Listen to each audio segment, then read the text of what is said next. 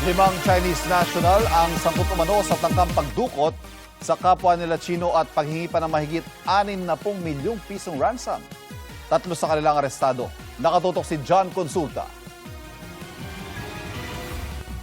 Habang paalis ang itim na SUV sa isang establishmento sa Angeles, Pampanga, biglang humarang sa likuran ang isang van.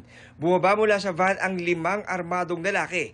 Ang driver ng SUV, tinutukan at persahan nilang hinatak papalabas, saka isinakay sa kanilang puting van. Batay sa investigasyon ng pulisya, Chinese nationals ang driver ng SUV at mga armadong lalaki. Inabangan nila at nung paalis nakasakay sila sa van, nung paalis na tong sasakyan, nung sumakay na sasakyan tong Chinese, isa doon sa mga suspect ay nakasuot ng camouflage, no? At kung titingnan mo yung galawan nila, napakabilis.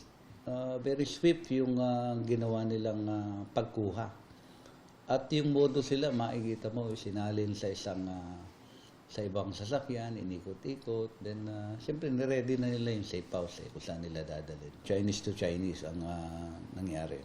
So, ang punteriya nila is Chinese. Sa follow-up operation ng RSOG Region 3 at PNP Anti-Kidnapping Group kinabukasan, natunton at naaresto sa Tarlac City ang 3 sa 5 Chinese na dumukot sa kanilang kababayan. Huli rin ang isang Pilipina na nagrenta ng puting van na ginamit sa pagdukot. Na-rescue ng PNP Region 3 at AKG ang biktima sa Angeles, Pampanga. Nakaposes pa siya ng tumakas sa umano'y safe house ng grupo sa Mabalacat, Pampanga. Ayon sa PNP Region 3, may kaanak dito sa Pilipinas ang biktima at 9 na araw pa lang siyang narito ng dukutin. $1 milyong o katumbas ng mahigit 60 milyong piso ang hininging ransom ng mga Chinese kidnapper. Yung nagne-negotiate, going from one place to another, paikot-ikot lang sa area ng Clark, Angeles, then Tarlac. Based on our investigation, isa doon ay may kaso dati sa China na parang scam sa mga illegal gambling. Then the other one is, remarks nila is drug addict. Wala pang pahayag ang mga suspect.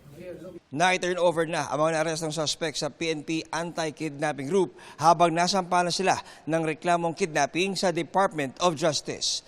John Consulta, nakatutok, 24 oras. Sinampahan ng reklamong murder ang barangay chairman na idinawit sa pagpatay sa dating barangay secretary sa Santa Maria, Bulacan.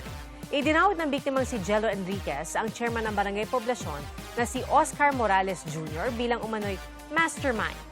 Sabi ng Police Regional Office 3 Public Information Office, sumuko sa pulisya si Morales noong nakaraang linggo at nakalaya nitong Martes. Pero sa isang pahayag ng abogado ni Morales, nilinaw niyang hindi sumuko ang kanyang kliyente. Humarap daw siya sa pulisya para makatulong sa investigasyon, alinsunod sa kanyang tungkulin bilang punong barangay. Nanindigan din ng kapitan na inosente siya. Sinabi rin ng abogado na matapos suriin ng motoridad ang mga ebidensya, hindi nakitaan ng factual at legal basis ang reklamo kaya nakalaya si Morales. Bukod kay Morales, dawit din sa reklamo ang 2 hindi pa tukoy na individual. Patuloy ang pagtukoy at pagtugis ng pulisya sa gunman. Ayon sa pulisya, iniimbestigahan nila ang lahat ng anggulo, kabilang na ang politika. Binigyan din ni Chief Justice Alexander Gesmundo ang mabigat na epekto ng naaantalang pagresolba ng mga kaso sa buhay, hanapbuhay at karapatan ng mga Pilipino. Sa kanyang talumpati sa Judiciary Night ng Manila Overseas Press Club, sinabi niya mahalagang matiyak ng hudikatura na maresolba mga kaso ng patas, mabilis at dumaan sa tamang proseso.